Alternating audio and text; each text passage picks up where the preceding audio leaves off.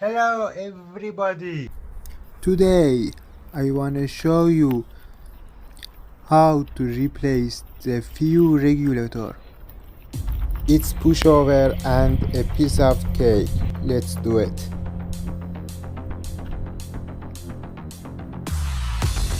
First of all, either remove the fuel fuse or do not turn the switch to the ignition position at all.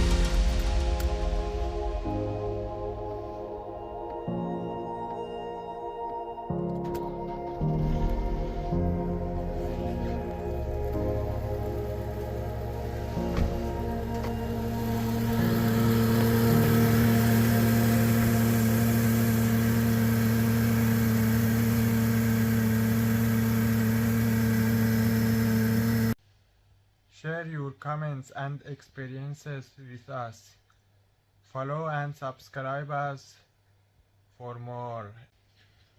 Peace out and so long.